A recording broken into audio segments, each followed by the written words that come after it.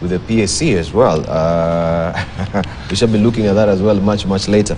But let's hear from Bunyasi Sakwa, especially with the talks. What is happening across also in Uganda when we look at the anti-gay act that was passed by the president? We have now World Bank saying they're not doling out their loans to Uganda.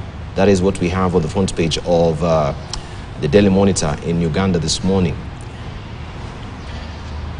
Thanks a lot, Debal.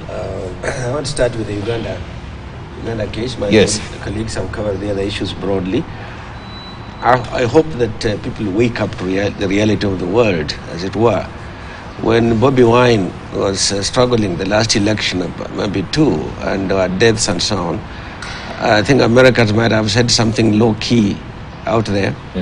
World Bank may have been largely quiet because it's not in their domain to be commenting deeply in those. But on LGBTQR, whatever the number... LGBTQI plus. I plus, and so on. Have you ever known why the plus is there? I don't know. I think others are undefinable, but I don't know what it is. Maybe somebody around the table might tell me what it is. But that plus is all Bilo will tell us what the plus is all about. Yes.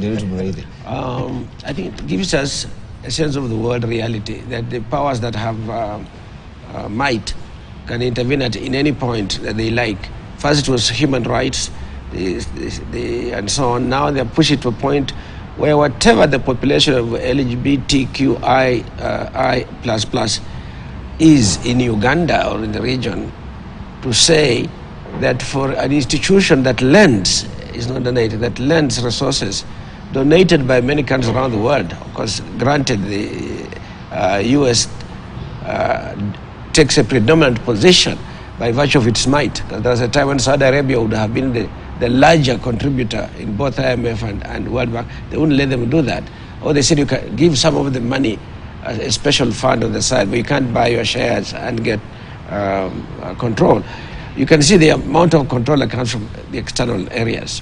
So I want to tie up that with the talks that we are having going on. First of all, it's a great idea that is, people are sitting down.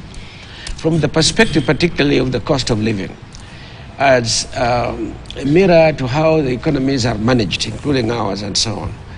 You can see the kind of how global initiatives can completely disrupt domestic initiatives, like the LGBT thing we're talking about. Something that the whole region is probably united in saying it's really not a priority. Let people, I would say, let people live their private lives in the darkness as they wish to do, because we don't know truly what happens. But the same thing then happens. The difficulties we get on the cost of living that originate from outside depend on the decisions made by the U.S. for domestic reasons. Not even yet for dominance of the world, for domestic reasons. And depending on what policies they have on the table, including raising interest rates the way they did, which was it's a sort of vortex. It sort of pulls in what's happening now, what pulls in dollars from around the world. Sometimes it's a strategy to fend off China in one way or another if they can. But we take it as we receive it as given on the market. I think it's just, I know that our economic managers are alert, but I think our citizens should get even more alert on those trends as they can. And secondly, on the same issue, the debate that we have, US and China, our orientation globally, I think should now begin to inform us that we can't be naive and say we have had a history with English-speaking countries, we've had a history with Britain as we used to have. Now we have it with America, so we must go there and so on. I'm not saying we shouldn't. I'm just saying it should be evaluated in the context of our changing interests. Now we go into these talks. I'm glad that a low cost of living is on the table. Is not the major thing. The reason being, it's not entirely within the control of our hands. You'll make some gains, as Mr. Nderetu has outlined and Mr. Bath have outlined. You have some room to play and make some improvements. Tactical, it's at the tactical stage.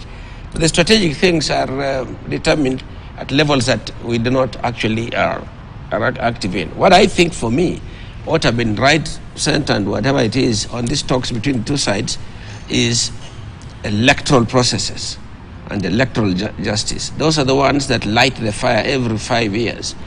And on that, my position is we have not, as a nation, despite the fact that we have good institutions, you may like or not like how they have decided, but we certainly are not used to the idea of losing. And I don't believe that you can go to an election, fight as hard as they do, spend as much as they do, and when it comes out that one is like Omanyala, even if you are just a notch ahead, but you are the winner, that now you should, yes, for microseconds, in fact, that you should now step back and say, oh, but I had my friend also here.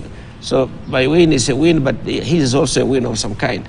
But I think those compensatory considerations do occur already. But